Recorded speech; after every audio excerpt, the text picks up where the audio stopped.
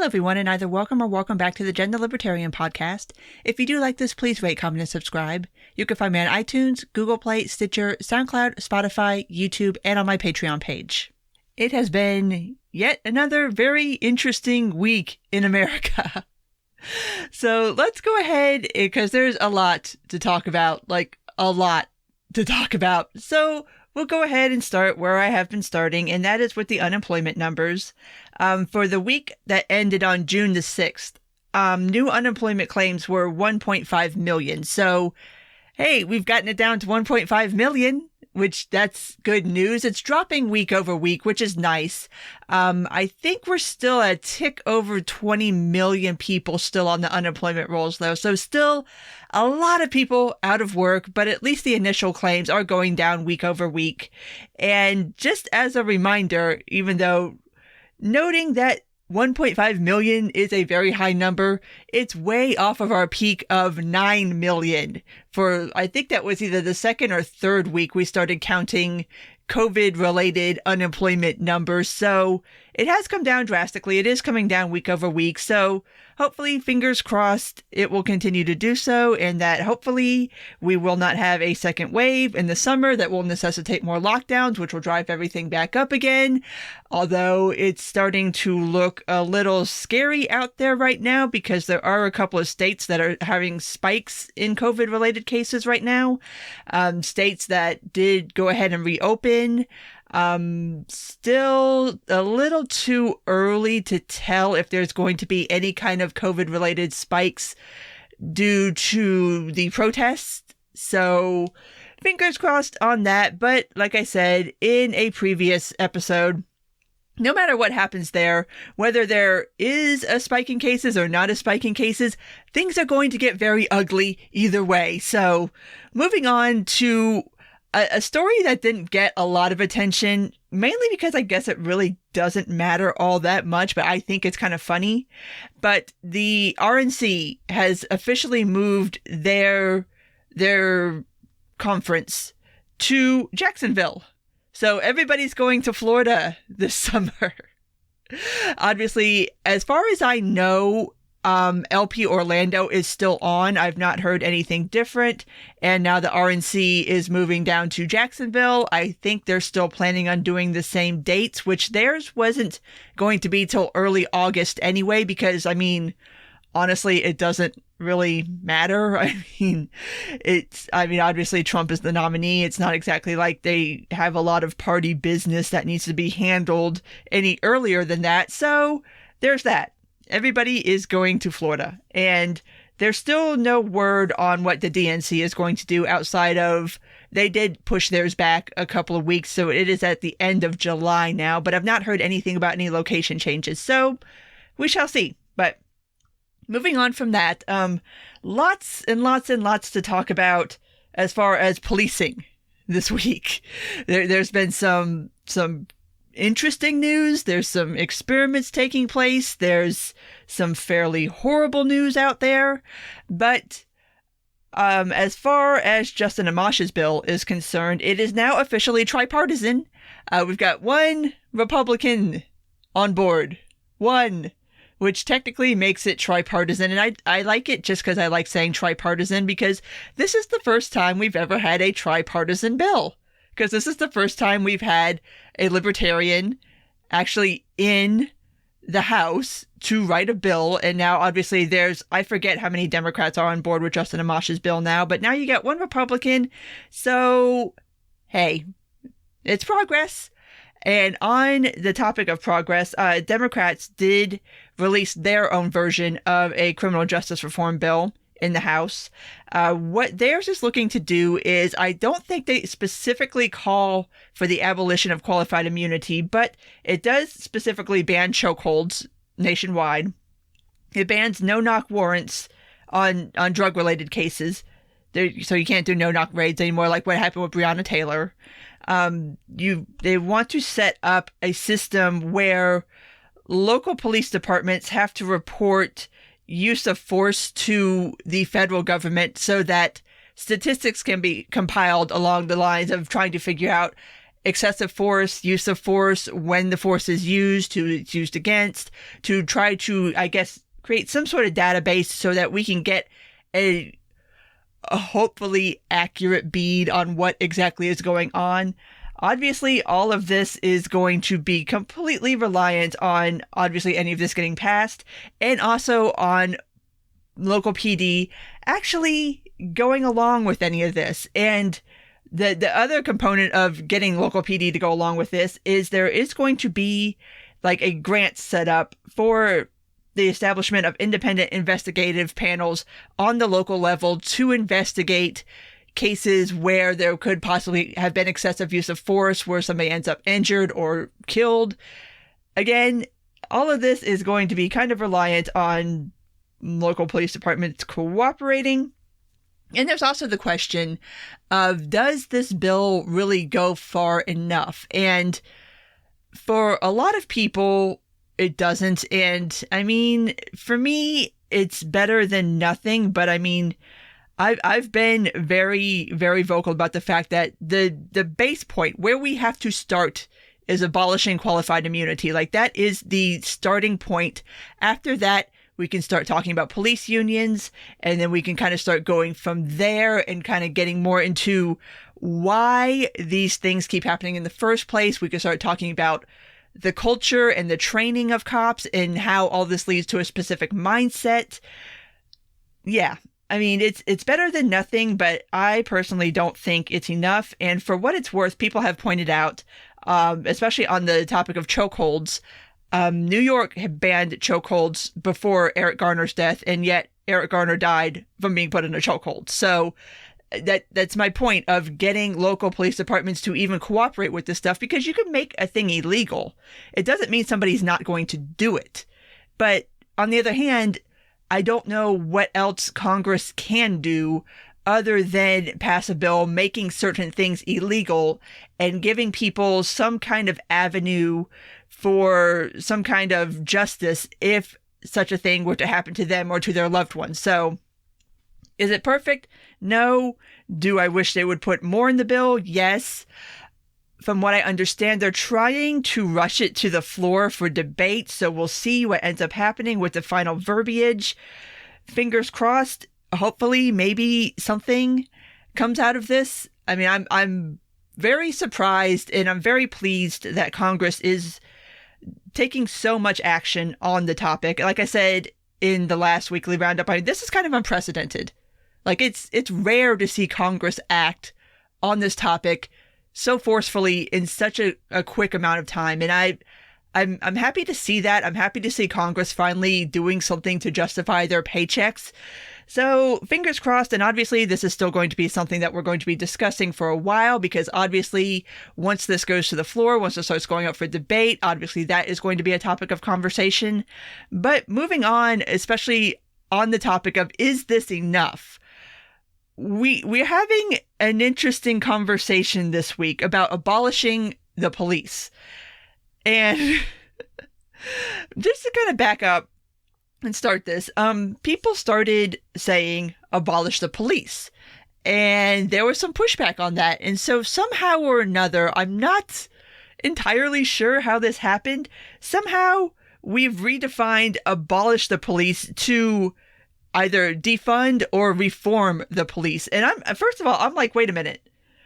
I know people that when they say abolish the police, they mean abolish the police. They don't mean reform the police. They don't mean defund the police. They mean abolish the police. And there are people who have been saying this for decades now. So I don't know how abolish the police is somehow misinterpreted as anything other than abolish the police. I mean, everybody can say something else if that's what they mean, but don't kid yourself and think that people that say abolish the police don't mean abolish the police. They very much do. And so we're having this conversation about what to do with policing in America. And it's not that I'm unsympathetic to the people who want to make the argument of, oh, we just need to reform the police or we need to defund the police. Here is my point. And again, I'm just drawing on the events of the past couple of weeks of the hundreds and hundreds and hundreds of documented instances of police interfering with peaceful protesters, interfering with people who aren't even part of a protest but are just trying to get through a protest to either get home or get to their business or to just handle their daily lives. How exactly do you reform that kind of behavior? Like, I feel like people who are saying, oh, we just need to reform the police, like, I'm not thinking they understand how massive an undertaking that would be, because in order for a group of people to change their behavior, you would have to first convince them that what they're doing is wrong. And if the police were of a mind to understand that what they're doing is wrong in these instances, we wouldn't be having this conversation in the first place, because this kind of reform and this kind of change would have already happened organically. It wouldn't be something where you'd have to institute a law or start say, oh, we need to do more training, or we need to do this, or we need to do that. It's something that would be happening organically within police departments, because they would realize, oh, this behavior is wrong. We need to correct it. So the root problem that you're going to have to face if you want to reform the police is to understand that this is a group of people who don't really want to be reformed. They're not interested in changing their behavior. So once you understand that, it's kind of like, well, where do you go from there? Like, what do you do with that? You can't really force someone to change their attitudes if they're not ready within themselves to do it. You know what I mean? It'd be like taking a drug addict to rehab if they're not ready to stop doing drugs. Like, it's just a waste of time and money at that point. And as far as defunding the police, sure, definitely. There are cities in this country who have just budgets for the police departments that are astronomical. I mean, New York City's is at, I believe, $3 billion a year now. $3 billion just for the NYPD. That's insane. Like, that is absurd. There's way too many cops. There's way too much money in this. And that's when you also get all these things where you end up buying these crazy militarized weapons and all this stuff because you have the money to do it. And in order to justify asking for more money, obviously you have to spend up your whole budget. So you end up buying all this crazy shit and doing all this stuff. And it's just, I'm definitely of a mind that if you want to start slashing police budgets in this country, go right ahead. But know that that in and of itself is not going to fix the problem, because the root of the problem is the culture of non-accountability and of the attitudes that are instilled into officers during training and during just their work. That's what needs to be changed. And so when you say the defund the cops, when you say reform the cops, know that what you're saying is a huge, huge, huge task. And it's not something that's going to be some simple, like, flip the switch and then whoop, okay, cool.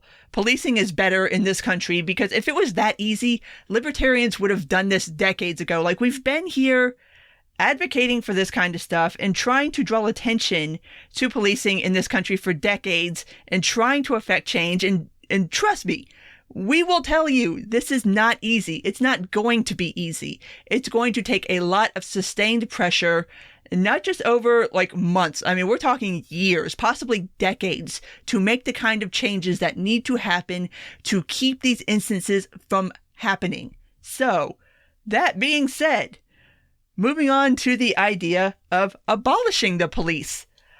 Minneapolis, their city council voted unanimously to disband their city's police force and replace it with what is being called a community-led public safety system. Obviously, there has been much talk about all of that. It's not happened yet, so what's going to happen, I'm not entirely sure, but seeing as it was a unanimous vote, I am assuming there are plans going forward. I'm not entirely sure how you abolish a police department. I'm not, like, logistically, I don't know how that's going to work, but they're apparently going to do it. And for me, I say, let federalism work. I mean, if they want to do this experiment to see if you can have a city without a police department, go for it. If that's what they want to do, fine. And hopefully it works out for them. I sincerely hope this experiment works for them, because then it could be a model going forward to at least radically reduce the amount of policing in this country, if not getting rid of it altogether. I've seen people make an argument, though, and I don't think it's an entirely invalid argument, in that if you do have a city like Minneapolis, which is not a small city, I mean, it's not a huge city, but it's not a small city. If they disband their police force and now you know that there's a city that doesn't have a police force, how does this affect property values? How does this affect a business's decision to go into that city? How does this affect basically the workings of the city and how many people are going to want to stay within that city or leave? I guess this will all remain to be seen. But I mean, I can't fault them for wanting to try this, especially since obviously Minneapolis is where the George Floyd situation happened. So, okay, we're going to get experimental. And it's funny that for all the years that we've heard libertarians and anarchists kind of discuss these sorts of ideas of what would happen if, all of a sudden, like over the past couple of weeks, or even just the past week, it's been progressives who are like, fuck it, let's do this and find out. It's kind of weird and ironic in a way that progressives are going to be the ones to really just go find out, to just do it and see what happens.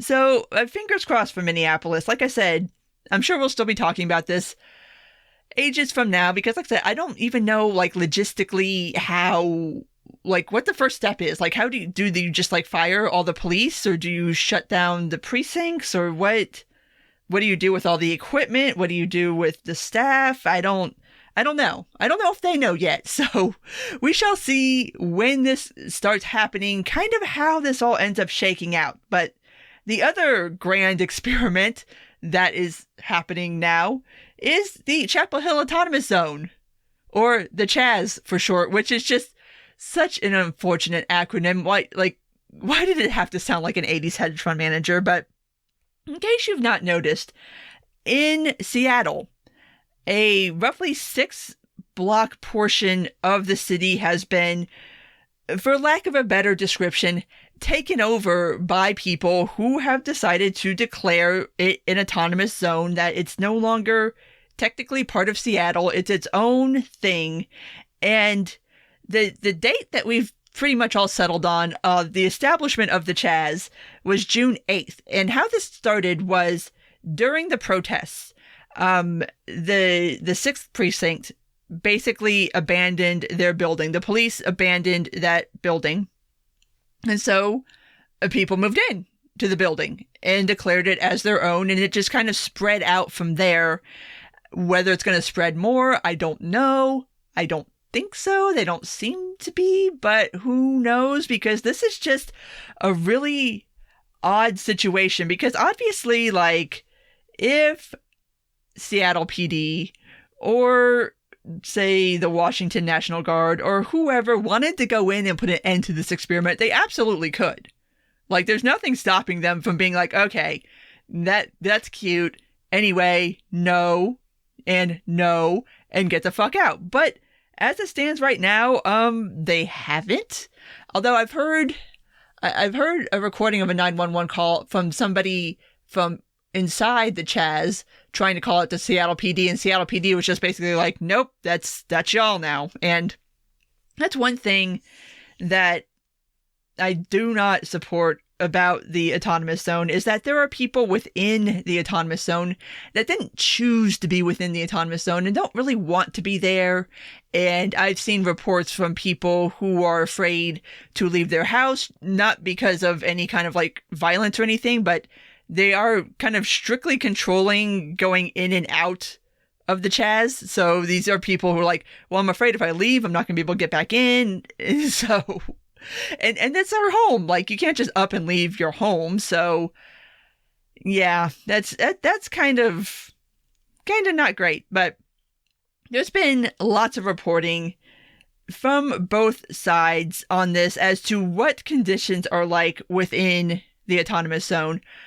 There are people saying that, oh, it's being overrun, and there's people with machine guns walking the streets and basically patrolling the streets by themselves. And then there's other people who are like, no, it's fine, it's cool, it's just like more like a block party kind of vibe. There's not anything dangerous or violent going on.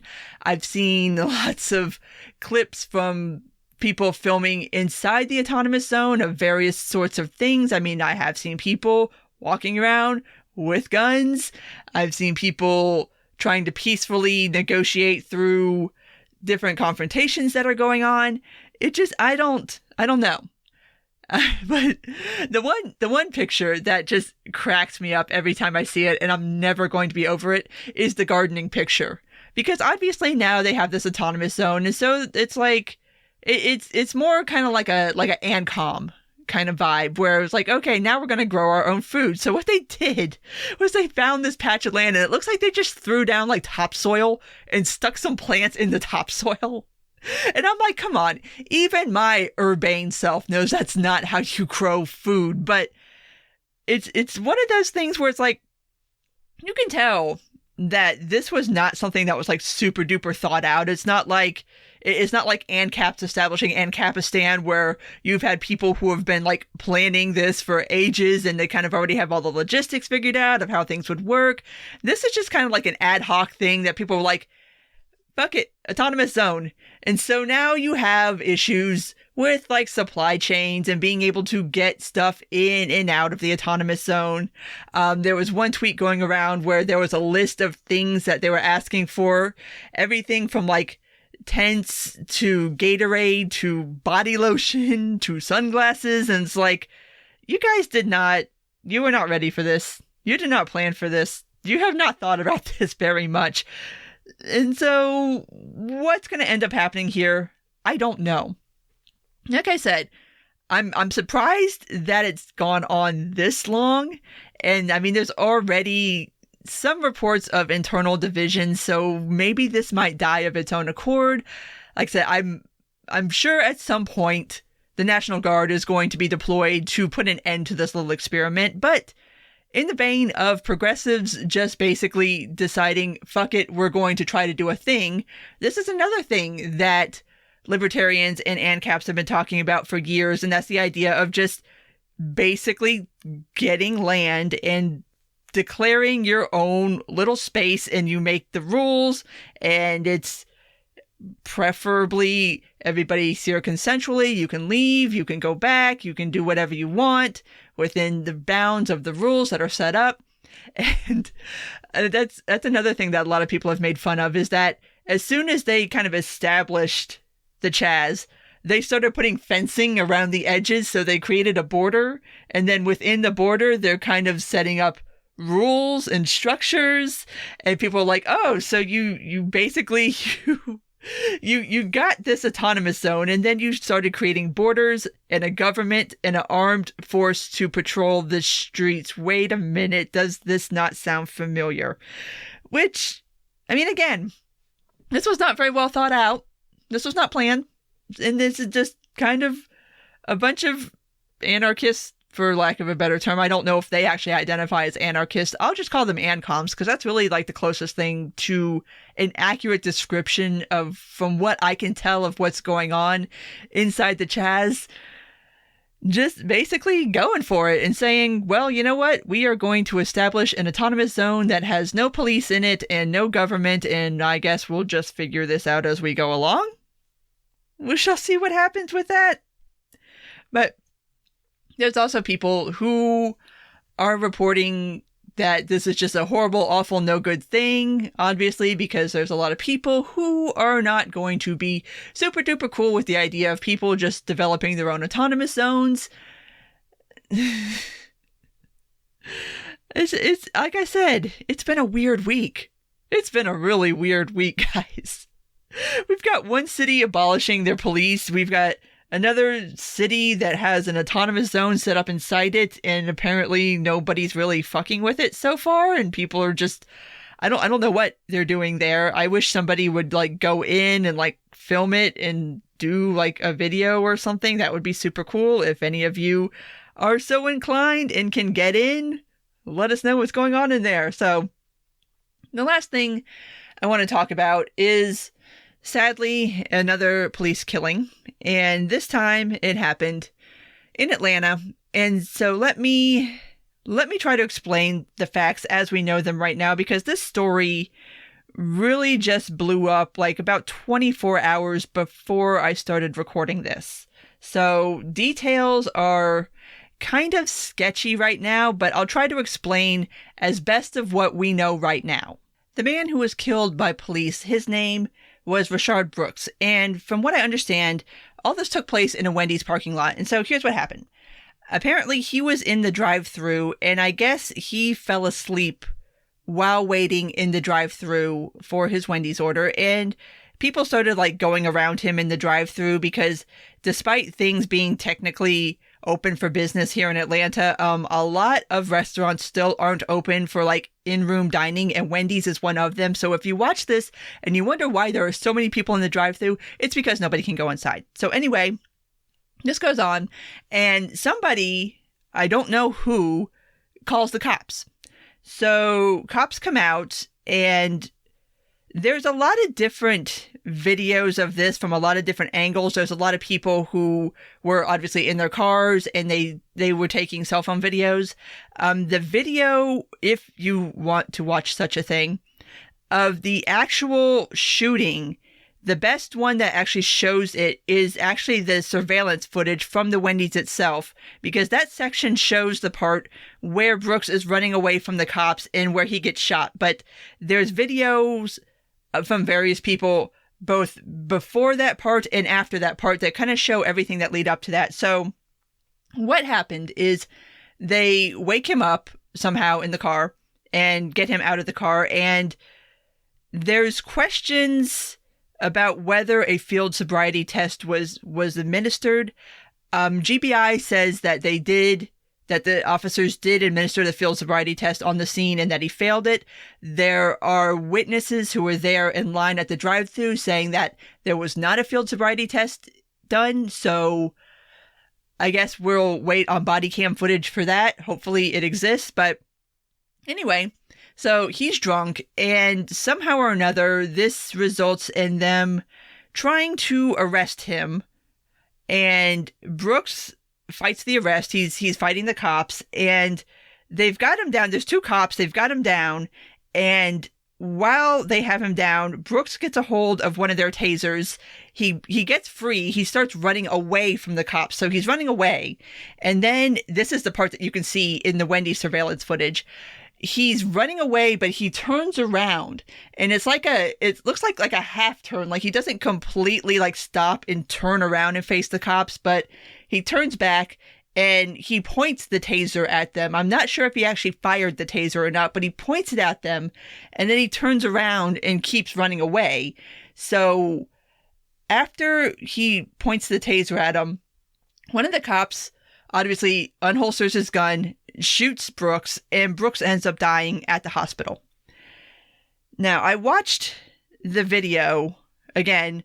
You can if you want to. It's not graphic. I mean, you can't see blood or anything, but I mean, know that you are watching a video where somebody's going to get shot and will eventually die. Once again, my usual disclaimer, it's not super fun watching videos where somebody dies, so just take that. But and I'm trying to judge this up based on the amount of time from when Brooks turned around and pointed the taser at him to when he hit the pavement after being shot.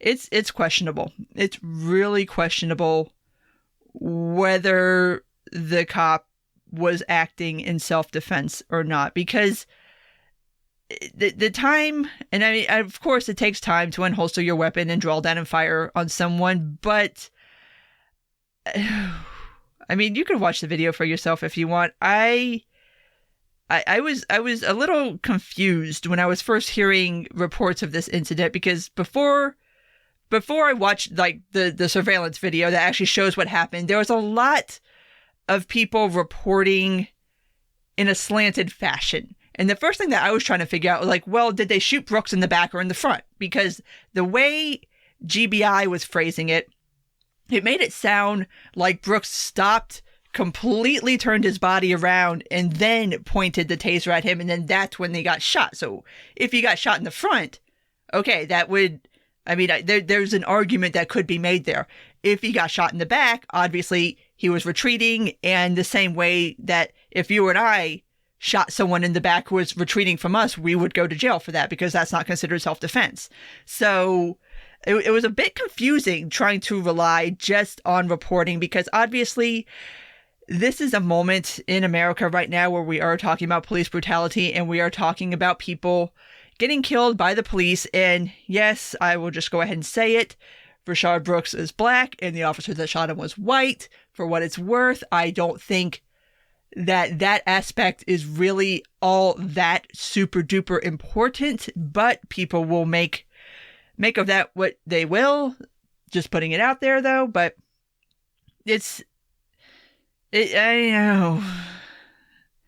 I mean, you're not supposed to shoot somebody that's fleeing from you. And the fallout from that, again, because this is Atlanta and we handle things very fast, Mayor Bottoms declared that when, from her perspective and from what she saw, that the use of deadly force was not warranted. One of the cops was fired immediately. The other one's on administrative duty.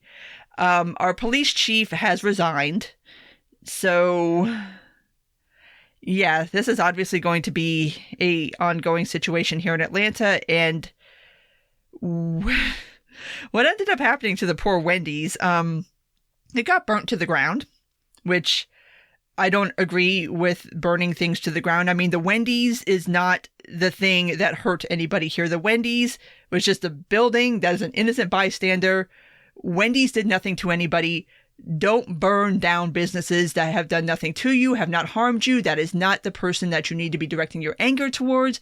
But so now we have a burnt down Wendy's and more protests, which we never stopped protesting here in Atlanta. I mean, there's been ongoing protests on a daily basis for a couple of weeks now. So this just adds fuel to that particular fire. Luckily, I've not seen any other reports other than that Wendy's of any other businesses being damaged or any other rioting or anything related to that. So fingers crossed that remains the case here. But the larger question here and the larger conversation, and where I hope this conversation goes, is when is the use of deadly force acceptable? And you can go all the way back to the beginning of this whole confrontation, which was that he was asleep in his car. He passed out in his car. All right. I mean, at what point do you even call the cops anyway? Which, I mean, like I said, I don't know who called the cops. I don't know if it was somebody in the drive-thru line. I don't know if it was somebody within the Wendy's. But somebody dialed 911 because this man was asleep in his car and was somewhat blocking the drive-thru of a Wendy's.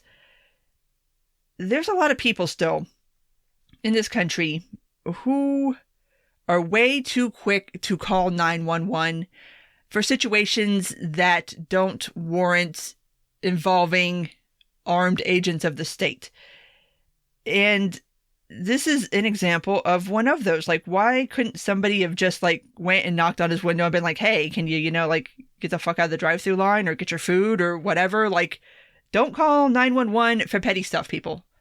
And stories like this always remind me of probably the thing that most set this kind of idea in my head. And I don't know if I've ever told this story explicitly on the podcast, so I'll tell you now. At my job, I was in a position, and of course this was not my decision. I am very anti-cop. I do not like calling cops. I do not like interacting with cops. The less I have to talk to cops, the better. But I had to call the police to file a police report on somebody who hadn't paid their bill. And so, the police officer comes out, you do all the things, and he said, and this has just stuck with me the whole time, like, are you sure you want to file this report? Because once you file it, that's it. You can't call up the next day and, like, unfile it. And that kind of took me aback for a second, because it's something that I don't think a lot of people really think about when you call 911 or when you involve the state with pretty much anything, is that once you make that call, once you call 911, once you file that police report, the situation is completely out of your hands. You have no control over what is going to happen next. And I'm sure whoever called 911 did not intend for this to end with Brooks being dead. I'm sure. But that's what happened. And to make matters worse is I'm sure whoever called 911 probably had to sit there and watch this unfold and know that you did that. Like, you rung that bell. And you might not have been thinking about it in that way, but you made that call. You got the state involved, and then shit just spiraled out of control. And that happens all the time.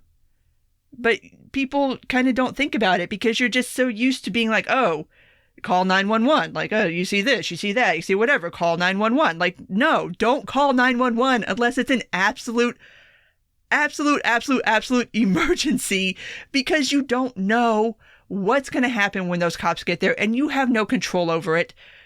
It's not like whoever dialed 911 could run out there and be like, no, stop, like, leave them be. Like, this is not what I wanted. Like, I just wanted you to get him out of the drive-thru line. I didn't want you to, like, tackle him to the ground or shoot him or do anything like that, but that's what happened.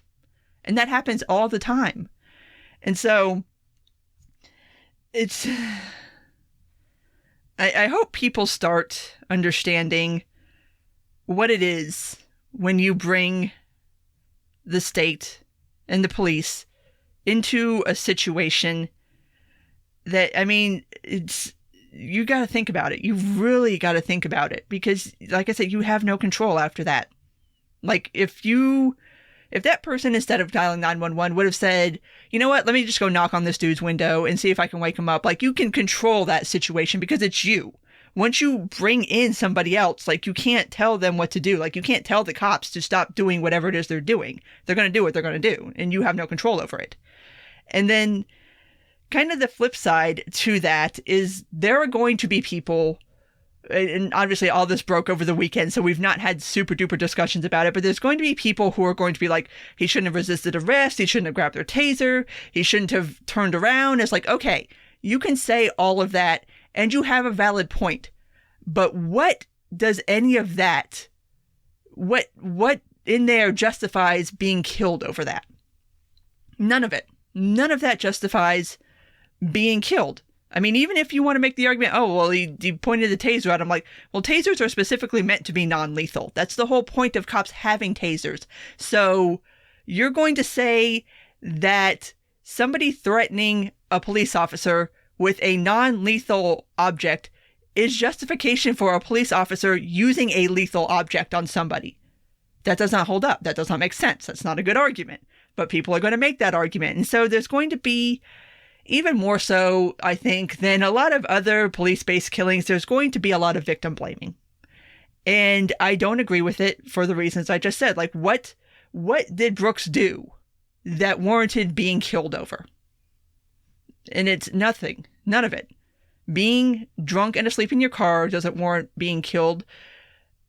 Resisting arrest doesn't warrant being killed. Trying to get away from the cops doesn't warrant being killed. Like, these are all pretty normal things that people would want to do in such a situation. And now he's dead. And it's like, this is going to be such a bad, awful, no good conversation. This is going to be even worse than the Ahmaud Arbery conversation. It is. It's absolutely going to be worse. And from what I've seen in that video, if this does go to trial, which I'm sure it will, the police officer's not going to get charged. I can tell you that right now. He's going to be found not guilty. Because the excuse is still going to be there, even if somehow or another qualified immunity is no longer in existence by the time this trial eventually comes about. There's going to be always that, oh, well, there was a split-second decision, and the cop feared for their life, and blah, blah, blah, blah. You know, all the normal excuses that we hear are still going to be there. And that's, again, going back to changing attitudes about policing in this country. And that's going to be such a huge task. And it's just, cops are not doing anything right now to try to make that task any easier. And so now we've got one more person dead at the hands of a police officer in this environment. This is going to be a long, ugly summer. It's really going to be a long, ugly summer. And again, I'm sure this is another situation that we'll be talking about next week and the week after that and the week after that, because this one is just, there's a lot to discuss. And there's going to be a lot of people making good faith and bad faith arguments around this one.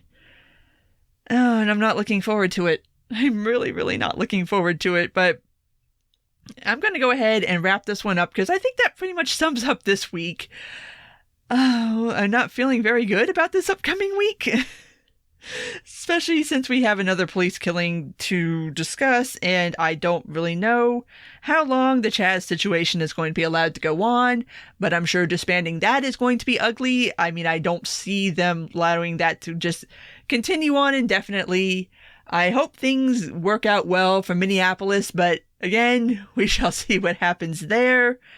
I hope something happens in Congress that is actually meaningful criminal justice reform and police reform.